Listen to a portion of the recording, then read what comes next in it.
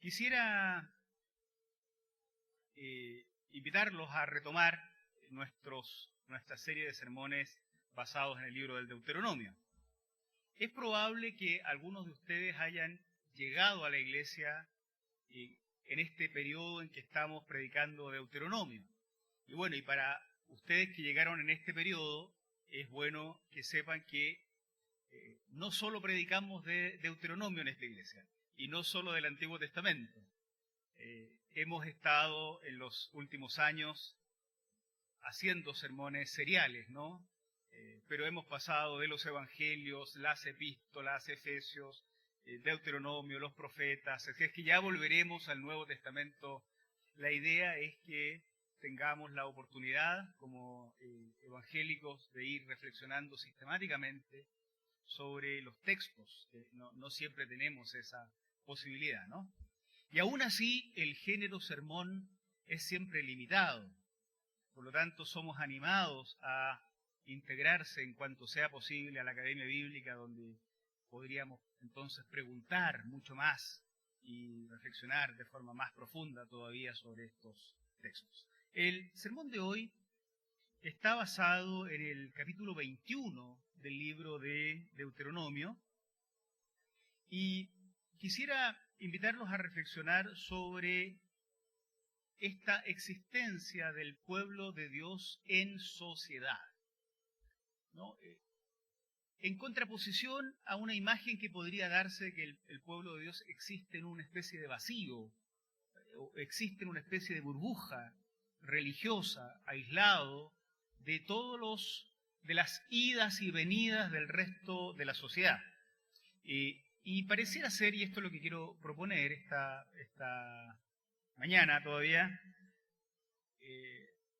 el pueblo de Dios nace para existir en sociedad, por lo tanto, tiene un grado de corresponsabilidad en todo lo que acontece en la sociedad.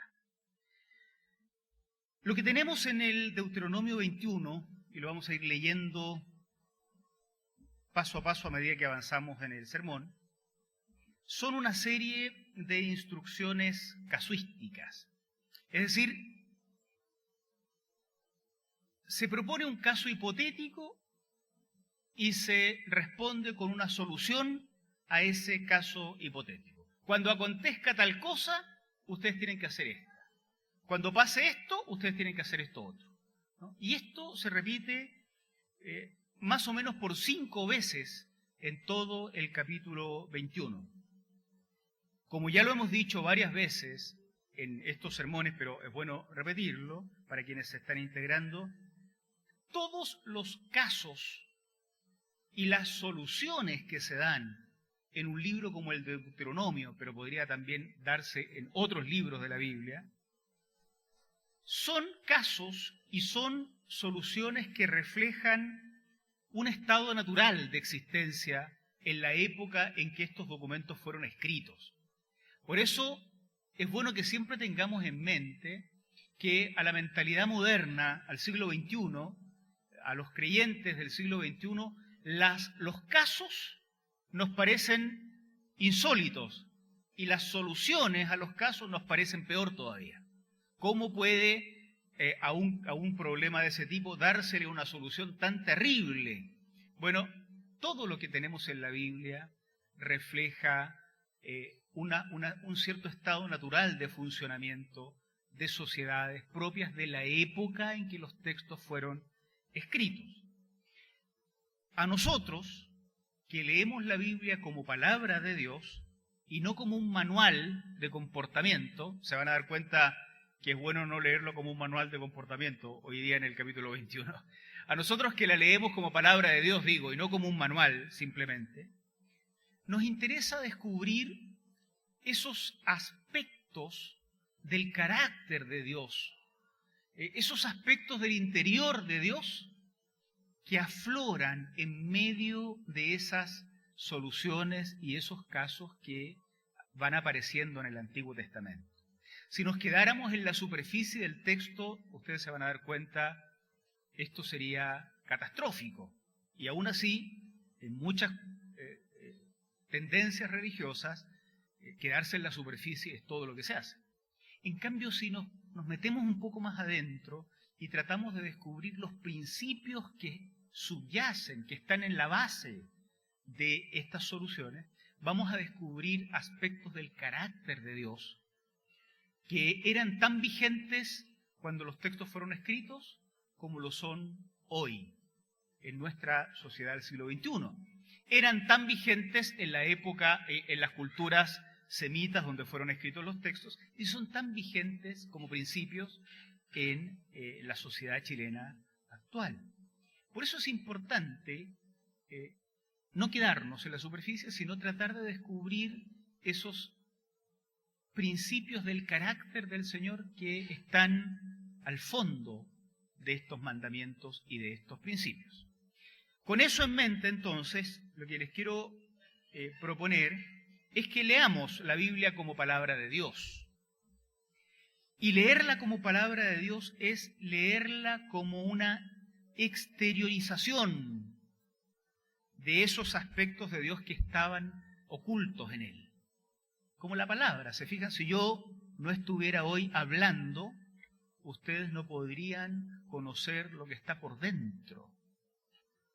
Lo mismo pasa, la palabra de Dios es aquello que sale de Dios y por lo tanto revela aspectos de su propio interior, de su carácter. Vamos a leerla como palabra de Dios, por lo tanto lo que leamos va a decirnos algo del carácter del Señor y a partir de ahí vamos a aplicarla a nuestra propia existencia. Vamos a hacer lo siguiente entonces. Lo primero es que voy a intentar presentar todo el contenido del texto del capítulo 21. Voy a mostrar en qué consisten los diferentes casos que se proponen y las soluciones que se dan.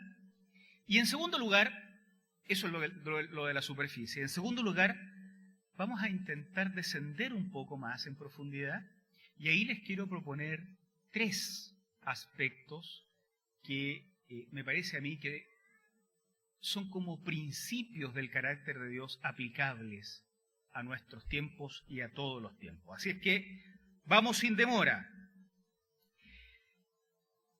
El primer caso en el que se posiciona el autor del Deuteronomio, un caso hipotético para el cual va a dar una salida, es el caso de un cadáver que se encuentra en el territorio del pueblo de Dios. Los versículos 1 al 9 del Deuteronomio nos muestran este primer caso. Se van a dar cuenta ustedes lo que les estoy diciendo. Casos propios de esa época, soluciones propias de la época. Deuteronomio 21, del 1 al 9. Si en algún campo de la tierra que el Señor tu Dios te da en posesión se halla un muerto, y no se sabe quién pudo haberlo matado, tus ancianos y tus jueces irán y medirán la distancia que haya entre el cuerpo y las ciudades vecinas. Entonces los ancianos de la ciudad más cercana al muerto, porque van a medir, entonces los ancianos de la ciudad más cercana tomarán una becerra a la cual nunca se le haya hecho trabajar y ni se le haya puesto yugo. La llevarán a algún valle donde no se haya arado ni plantado y donde haya un arroyo de aguas continuas, y allí le romperán el cuello.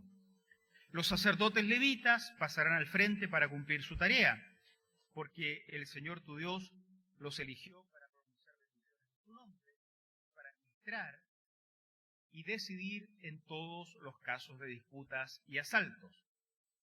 Luego todos los ancianos del pueblo más cercano al muerto se lavarán las manos sobre la becerra desnudada y declararán: no derramaron nuestras manos esta sangre, ni vieron nuestros ojos lo ocurrido. Perdona, Señor, a tu pueblo Israel, al cual liberaste, y no lo culpes de esta sangre inocente. Así quitarás de en medio de ti la culpa de esa sangre inocente y habrás hecho lo recto a los ojos del Señor. Este es el primer caso, cuando se encuentra un cadáver, no se sabe quién lo mató y entonces comienza una solución para aquel caso. Interesante, uno podría pensar ahora, si encuentran un muerto por ahí, ¿de quién va a ser la culpa? No se sabe de quién es la culpa. ¿Por qué todo el pueblo tendría que hacer algo porque encontró un cadáver cuyo homicida no se sabe quién es? Es interesante la solución que se da. Primero, los que tienen que hacerse cargo de todo el procedimiento son los ancianos. Los ancianos no son solo hombres mayores en la antigüedad, sino que son los gobernantes. El pueblo, los pueblos, las tribus, los clanes, los grupos familiares ampliados, están gobernados por consejos de ancianos. Entonces, estos son los gobernantes del pueblo. Los gobernantes del pueblo tienen que hacerse cargo de que haya aparecido en el pueblo de Dios un muerto. Y tienen que hacer toda una ceremonia, pero a los gobernantes se tienen que sumar los líderes religiosos. Porque no es algo que a Dios no le importe que aparezca un muerto en el pueblo. Le importa. Los gobernantes tienen que hacer su trabajo, pero también los líderes religiosos tienen que hacer su trabajo. Y finalmente todos tienen que decir ante el Señor, no somos culpables. Se da esta cosa de la corresponsabilidad por la vida y por la muerte. No somos culpables y no supimos quién fue. Y tienen que hacerlo ante el Señor, porque pareciera que a Dios le importa la aparición de un muerto en el pueblo. El segundo caso está en el versículo 10. Se trata de el caso en que pudiera darse un matrimonio entre un ciudadano del pueblo de Dios, del pueblo de Israel en este caso, con una mujer que ha sido tomada como prisionera en alguna de las guerras. Es un caso propio de la época y una solución también propia de la época. Miren el versículo 10 al 14. Cuando salgas a la guerra contra tus enemigos y el Señor tu Dios los entregue en tus manos, nunca, si se han dado cuenta, nunca se presume que la victoria es por la propia fuerza del pueblo, ¿no? La victoria siempre se le atribuye al Señor. Bueno, cuando salgas a la guerra con tus enemigos y el Señor los entregue en tus manos y los hagas prisioneros, si ves entre las cautivas alguna mujer hermosa que te atraiga, podrás tomarla por esposa. La llevarás a tu casa, harás que se rape la cabeza, se corte las uñas, se deshaga de su ropa de cautiva. Después que haya vivido en tu casa y guardado el luto por su padre y su madre durante todo un mes, podrás unirte a ella y serán marido y mujer. Pero si no resulta de tu agrado, la dejarás ir donde ella lo desee. No deberás venderla ni tratarla como esclava, porque la habrás deshonrado. De nuevo, ¿no? Situaciones propias de la época en que los textos se escribieron. Hoy uno diría que hay cosas aquí aberrantes, por supuesto. Llama la atención que solo el caso solo sea el caso de que un hombre vea a una mujer y la quiera tomar como esposa. Uno diría hoy, bueno, y si es ella la que quiere tomar a un hombre como esposo, habrá que hacer leyes también para ella. Es una sociedad completamente diferente de la nuestra. Este es un caso propio de la época en que se escribe el texto. Pero es muy interesante que primero no es un obstáculo. Ella pertenece a un pueblo enemigo, seguramente no es el pueblo de Dios, no es el pueblo de Israel, no es un problema, pero antes de tomarla como esposa, él debe reconocerla como una igual. Eso a mí me llamó la atención. Seguro que a ustedes hay otras cosas que también le llaman la atención. Yo propongo las mías y después conversamos y complementamos. Debe considerarla una igual. Ella no puede convertirse en la esposa siendo la esclava. Debe cambiarse la ropa, debe cambiarse el peinado, debe estar limpia, debe ser una igual. No es una cautiva, no se casa un amo con una esclava, se casa con una igual. Eso me pareció muy interesante, porque a pesar de todo el elemento cultural tan extraño que hay, necesariamente quien vaya a convertirse en esposo y esposa debe poder mirar de frente a una igual, no a una cautiva. Así es que antes ella tendrá que cambiarse la ropa, tendrá que cortarse el pelo, tendrá que limpiarse, tendrá que bañarse, tendrá que ser vestida, no como esclava, no como cautiva, y entonces podrán ser marido y mujer sin ningún problema. Pero si al correr del tiempo, la casuística continúa, resulta que la cosa se hace incompatible, quién sabe por qué, porque es una cautiva de otros lugares, porque tiene otras costumbres, son otros pueblos, otra lengua, qué sé yo, no la puede volver a tratar como esclava y venderla. Es una igual. Es una igual. Mientras estudiábamos esto en el equipo pastoral, alguien mencionaba que mucho de esto termina siendo integrado en las leyes de la guerra, ¿no? En los acuerdos para tratar prisioneros, por ejemplo. En muchas cosas que terminan siendo integrados. Tal vez en la base de muchas de las leyes y de muchos de los derechos humanos hay principios bíblicos, de hecho los hay, que han quedado ahí, no siempre son completamente visibles, pero están en su espíritu presente ahí.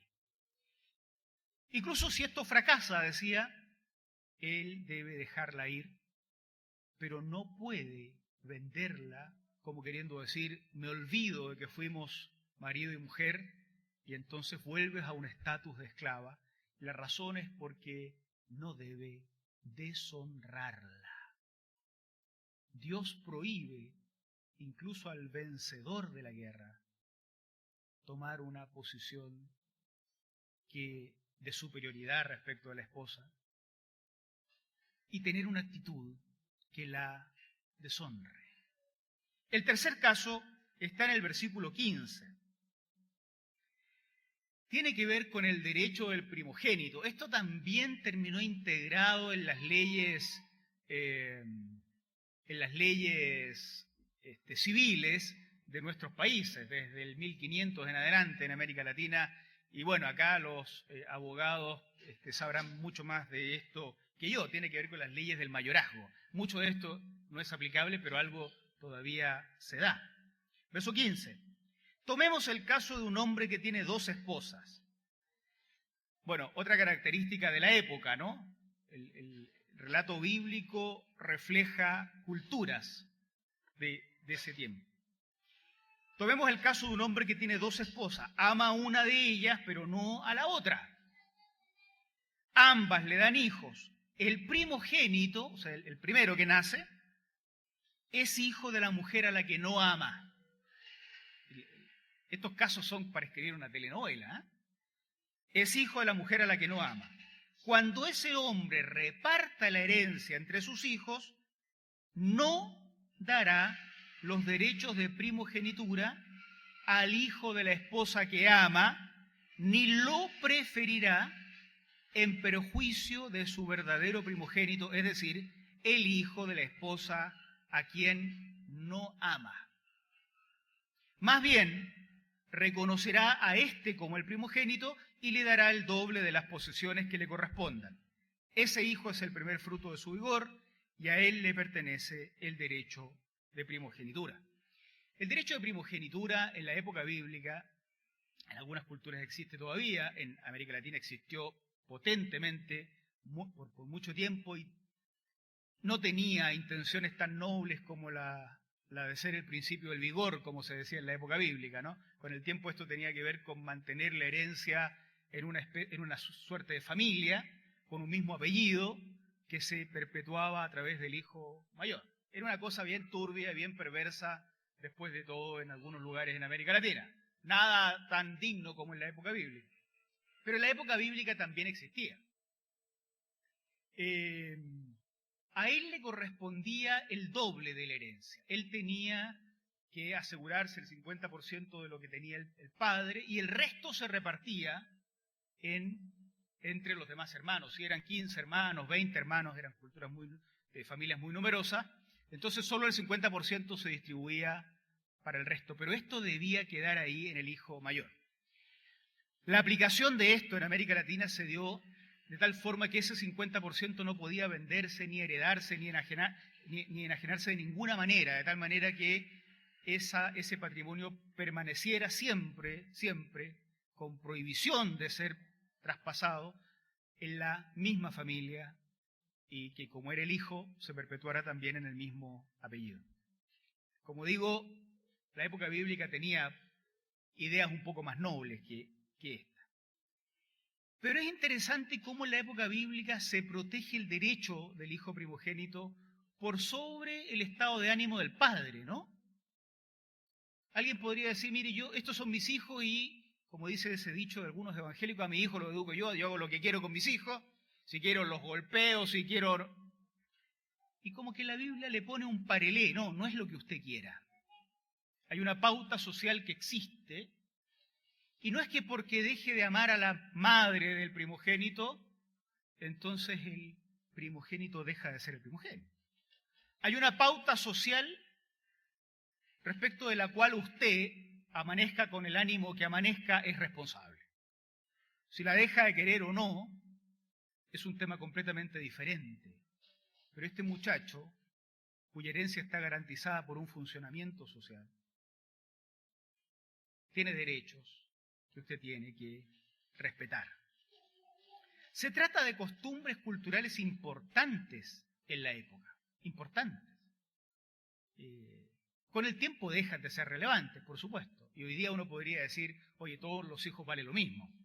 Pero en esa época esto era muy relevante y desde esa perspectiva hay que entender este caso y esta solución.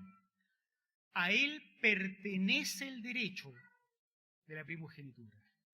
Un primogénito podría ser deshonrado en su entorno social si el padre actúa sin respetar el funcionamiento social. Y es como que a Dios eso le importa. Uno podría decir, ¿qué le importa a Dios si Dios lo único que quiere son las almas, invisibles, inmortales? Las almas no comen, las almas no tienen herencia, las almas... Ahí nos vamos dando cuenta que eso lo inventamos los evangélicos, pero no es lo que está en la Biblia. Parece ser que el pueblo de Dios sí tiene una responsabilidad en el funcionamiento de la sociedad. El cuarto caso tiene que ver con un hijo rebelde. Verso 18. Esto es terrible. Acá se salvaron los hijos y las hijas que están viviendo en el siglo XXI en esta iglesia, pero miren ustedes lo terrible que es esto. Digo de antemano que esto no lo vamos a aplicar acá, por si alguno se asusta, para que no salga corriendo antes de que termine el sermón. Si un hombre tiene un hijo obstinado y rebelde, un muchacho porfiado, esta es la traducción al chileno actual, un cabro porfiado, pero también puede ser mujer, que no escucha a su padre ni a su madre, ni los obedece cuando lo disciplinan. Su padre y su madre lo llevarán a la puerta de la ciudad. La puerta de la ciudad es el lugar donde se hacen los juicios. La puerta de la ciudad no es solo la puerta de la ciudad, sino que es un lugar de juicio público. Es como que lo llevan a los tribunales. Imagínense. Lo llevarán a la puerta de la ciudad, a los tribunales, y lo presentarán ante los ancianos, los gobernantes del pueblo. Y dirán los padres a los ancianos, este hijo nuestro es obstinado, rebelde, libertino y borracho, no nos obedece. Entonces todos los hombres de la ciudad lo apedrearán hasta matarlo. Así extirparás el mal que haya en medio de ti, y todos en Israel lo sabrán y tendrán temor. ¡Qué terrible! ¡Qué terrible! Por eso partí dando las explicaciones antes de partir el sermón, ¿no? Son normas, son casos propios de la cultura y son normas y soluciones propias y comunes en la época. Son casos propios de la cultura, digo, porque hoy día uno no tiene hijos desobedientes ni ninguna de esas cosas. Esas cosas no pasan en Chile en el siglo XXI, ¿no? También está vinculado con la familia, este caso, como el anterior, como el del que tenía las 2 esposas y entonces al primogénito no le quería dar la herencia. Este caso también tiene que ver con lo mismo, pero todavía es un caso un poco más íntimo. Es muy interesante cómo entonces la responsabilidad al interior de la familia tiene implicancias exteriores a la familia. En esta casuística donde uno intenta pensar qué hay de fondo, se da esta cuestión de que la familia no puede decir, mire, lo que pasa acá se queda acá y el resto que le importa. El resto que le importa. Yo crío a mis hijos como a mí se me antoje y parece ser que dentro del funcionamiento del pueblo de Dios había algo que convertía a la familia en responsable de formar hijos e hijas también para coexistir con el resto de la sociedad. Tanto así que podría llegar el punto en que el padre dijera, fracasé, hágase responsable, por favor, la sociedad de lo que yo no pude hacer. También acá uno percibe esta existencia social del pueblo de Dios, que no deja de ser interesante, como vamos a ver en un momento más. Finalmente, el quinto caso es el caso de un condenado a muerte.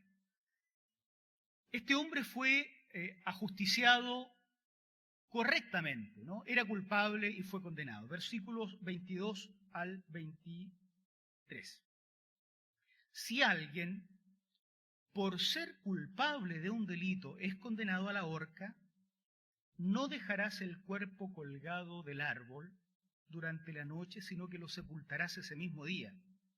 Porque cualquiera que es colgado de un árbol está bajo maldición de Dios. No contaminarás la tierra que el Señor tu Dios te da como herencia. Es una persona condenada a muerte de acuerdo a las leyes existentes, es condenado, es ahorcado, pero respecto de esa persona se da un mandamiento interesante. Debido a que el que es colgado de un madero participa de una situación de maldición, no debe ser expuesto al escarnio público. Debe ser retirado lo antes posible de ese lugar, de tal forma que no aparezca como el maldito por Dios entre quienes observen el cuerpo. Esos elementos contaminan la tierra de Dios. Una serie de casos, y el capítulo 22 ustedes se van a dar cuenta que también continúa la casuística y es muy interesante. Nosotros vamos a quedarnos hasta acá por hoy. Esta serie de casos son terribles, reflejan situaciones propias de la cultura de la época en que fue escrito el texto bíblico y reflejan soluciones que a nosotros nos parecerían aberrantes en algunos casos, pero que también reflejan una manera en que la sociedad comprende las relaciones familiares, las relaciones entre los seres humanos, las relaciones con la naturaleza en la época en que los textos fueron escritos. Corresponde que pensemos ahora en cómo estos elementos casuísticos reflejan el carácter de Dios. ¿Qué aspectos hay acá que, entendidos como intereses de Dios, pudieran ser aplicados a nuestros días? Si no hacemos ese trabajo, lo decía al comienzo, pero ahora con el ejemplo en la mano lo digo con más propiedad, si no hacemos ese trabajo vamos a andar matando a nuestros hijos a cada rato y a todos los hijos que desobedecen. Alguien nos mataría a nosotros, alguien haría burla de quien es condenado, etc. ¿Qué aspectos? Y yo quiero proponer acá 3 elementos a considerar muy rápidamente. El que pertenece al pueblo de Dios, antes era Israel, hoy la iglesia de Jesucristo, ustedes y yo, hermanos y hermanas. El que pertenece al pueblo de Dios es corresponsable del funcionamiento de la sociedad completa. Esa es una de las primeras cosas que sobresale de este texto. El que pertenece al pueblo de Dios no vive ni su vida familiar, ni su vida laboral, ni su vida en la justicia, ni su participación social, no la vive en una burbuja ni en una isla. Todo lo que hace y lo que deja de hacer tiene y debe tener implicancias sociales.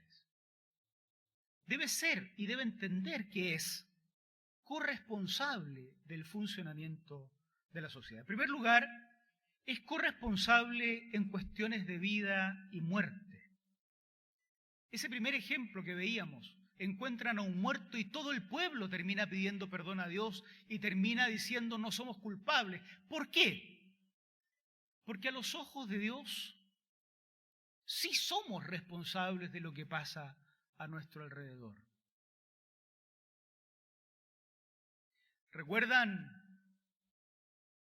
dónde está tu hermano en el relato de Caín y Abel? El sobreviviente guarda silencio. Dice simplemente, ¿soy yo acaso guarda de mi hermano? Que ya estaba muerto a esas alturas. Y Dios no responde. El silencio de Dios lo dice todo. Claro que eres guarda de tu hermano. Israel entonces tiene que explicar a Dios que no son responsables de este muerto, que no son culpables, pero que tampoco saben qué pasó, porque a los ojos de Dios la vida y la muerte de sus criaturas son importantes. Y quienes participan del pueblo de Dios no pueden hacer como que no participan del cuidado de la vida. Queridos, ¿cuántas formas hay de matar en nuestra sociedad? ¿Cuántas formas hay de limitar la vida, de quitar la vida, de hacer que la gente respire y camine en la calle y sin embargo están muertos intelectualmente, espiritualmente, emocionalmente, destruidos por la marginación social, destruidos por la injusticia, destruidos por la humillación, por la violencia de cualquier tipo? Por eso Jesús exageraba la norma al punto de hacerla explotar. El que le dice fatua a su hermano, ¿se acuerdan? Ya es culpable de su muerte. No basta con no quitar la vida física, porque la vida es mucho más que el latido del corazón y el funcionamiento de la corteza cerebral. Es mucho más. Por tanto, ¿qué tan responsables somos nosotros de los muertos que caminan en nuestro medio? De los muertos físicos, de los muertos de hambre, de los muertos a la educación, de los muertos sin acceso a la vida, sin acceso a la cultura, de quienes vamos matando lentamente como sociedad en el marco de las injusticias que nosotros mismos ayudamos a crear. Habrá que levantar las manos ante el Señor, hermanos, un día y decir, no lo sabíamos, y decir, no somos responsables.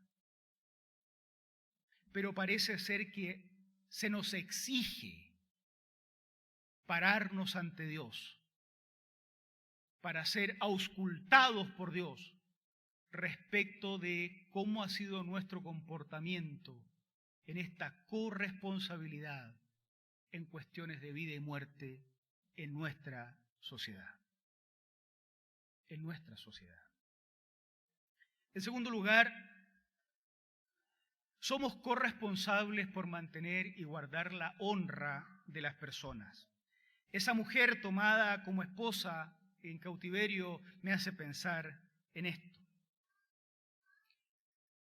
Parece ser que a Dios le importa que la gente viva con la dignidad y con la honra que se espera que viva. También las que no pertenecían al pueblo de Dios, como esta mujer, también las que habían sido cautivas, se requería que fueran dignificadas, que mantuvieran la honra, y aun cuando fracasara el vínculo, como el del matrimonio, mantuvieran la honra. Uno puede decir, ¿por qué Dios es tan superficial? Nosotros podríamos decir lo que se nos antoje. Y sin embargo, esto revela el carácter de Dios. La honra era una cuestión importante. Nosotros no siempre hemos preservado la honra de las personas. No es un tema habitual entre el mundo evangélico preocuparse de que las personas vivan honorablemente y se les mantenga la honra y la dignidad.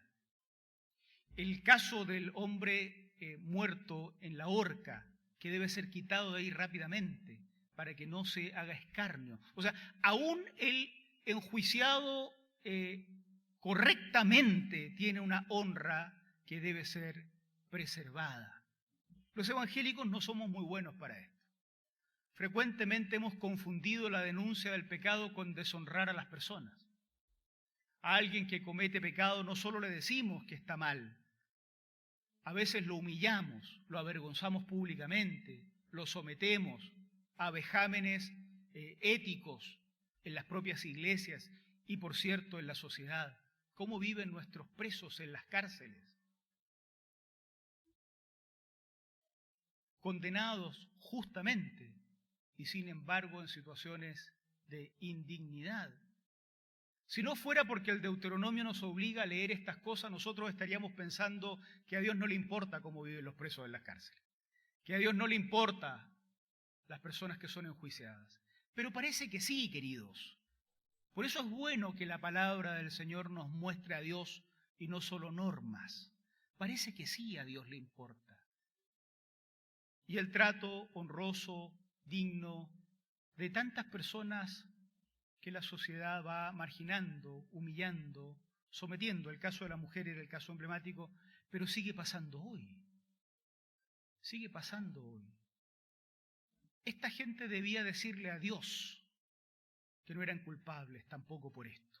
Debían corregir las cosas para que Dios no maldijese la tierra en la cual ahora eran llamados a vivir. Y que no se enojara Dios por no honrar a las personas a las que tenían que honrar. Esto era incluso a las mujeres cautivas, pero también incluso a los condenados, los delincuentes condenados. Un tema pendiente hay ahí en nuestra sociedad respecto de mujeres, respecto de discapacitados, respecto de niños y niñas, en el trato indigno, en la deshonra, cuestiones a las cuales no ayuda frecuentemente la lectura literal que la Iglesia evangélica hace a veces de los textos bíblicos. En tercer lugar, una corresponsabilidad en esto de ser familia en la sociedad. Este tema del primogénito era decidor, ¿se acuerdan? El primogénito tenía un derecho social y un día el padre a lo mejor tenía ganas de cambiar la herencia porque se enojó con la madre del muchacho y la sociedad le prohíbe hacerlo. Y Dios se suma a esto. No puedes cambiar estas pautas. No es lo que tú quieras, no es lo que se te antoje, no es el estado de ánimo, no es lo que te guste o no te guste. Aquí hay una cuestión de honrar también ante el resto de la sociedad al primogénito. El comportamiento al interior de la familia es un comportamiento que sí tiene implicancias sociales. Lo del hijo contumaz, el hijo rebelde, el hijo porfiado del que habla la Biblia, o hija podría ser. También. No está limitado a la familia. No formamos hijos e hijas para que vivan simplemente para nosotros. Hace muy bien nuestra iglesia cuando en la escuela dominical se proponen que el discipulado cristiano sea para vivir en la sociedad, no para vivir en el culto del domingo. Porque estos niños y niñas han de aprender a funcionar en los tribunales, en la universidad, en el trabajo, en los marcos de justicia e injusticia que experimentarán cuando son atropellados o cuando tienen la posibilidad de atropellar con su prepotencia propia, y entonces habrán que ser educados para funcionar dentro de la sociedad. Por eso no siempre es buena idea esto de escuelas para evangélicos, universidades para evangélicos, templos para evangélicos, como que los evangélicos son todo lo que existe en la sociedad. Como que nunca en la vida un integrante del pueblo de Dios tendrá que coexistir. Y como que no tuviera que ser responsable de su comportamiento ante el resto del pueblo. Corresponsabilidad en la vida y la muerte. Corresponsabilidad en la honra de todas las personas. Corresponsabilidad en esto de ser familia. Termino con esto. La iglesia como pueblo de Dios no nace para vivir en aislamiento respecto de la sociedad.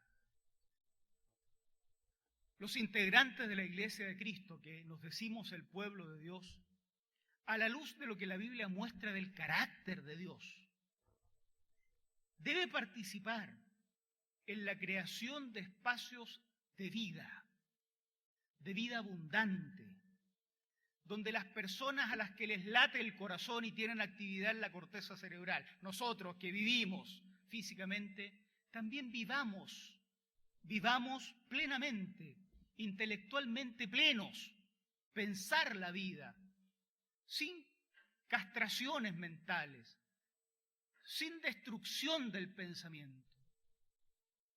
Cuando a temprana edad a un muchacho se le diga no hagas esas preguntas y no hagas esta otra y no leas esto y no leas lo otro, lo que estamos haciendo es empezar a matarlo intelectualmente cada vez más. Y las iglesias son brillantes en destruir a sus jóvenes. Vida. La iglesia debe participar en espacios de vida, en lo intelectual, en lo espiritual, vida abundante, plenitud de comunión con el Señor, plenitud de expresión de sentimientos honestos, íntegros y física, por cierto. La iglesia ha de estar preocupada de que en nuestras sociedades no se quite la vida. La iglesia debe alarmarse frente a la inseguridad, frente a la guerra, frente a la destrucción. Corresponsabilidad en la vida. La iglesia debe participar, en segundo lugar, en la construcción de relaciones que preserven y destaquen la honra de las personas. No confundir, hermanos y hermanas, la incomodidad que tenemos frente al pecado con la deshonra a quienes practican el pecado.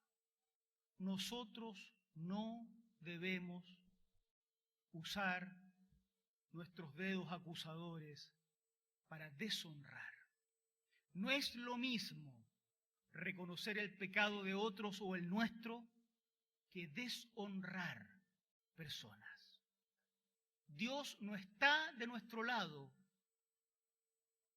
cuando nos paramos en la vereda de la deshonra a los hermanos, hermanas o a personas que no siendo creyentes se cruzan en nuestro camino y terminan siendo acusados. Debemos participar también activamente en construir vidas familiares donde los integrantes seamos seres integrales, donde los integrantes de las familias sepamos que la familia no es una secta, que la familia no es un culto en el que estamos atrapados, sino que la familia es un espacio de seguridad para vivir en el resto de la sociedad.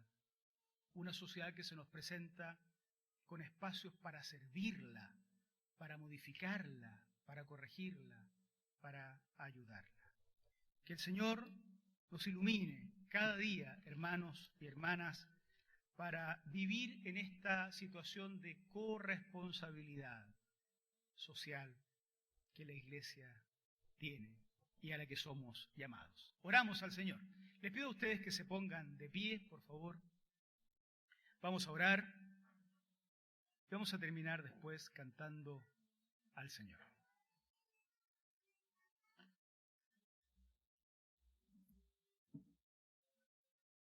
Agradecemos, Señor, la oportunidad que nos das de abrir la palabra y encontrarnos, Señor, con una densidad mayor de lo que parece ser tu carácter, de lo que parecen ser aquellas cosas que te ocupan, aquellas cosas que generan un mandamiento para nosotros. No queremos pararnos en la vereda contraria a la tuya.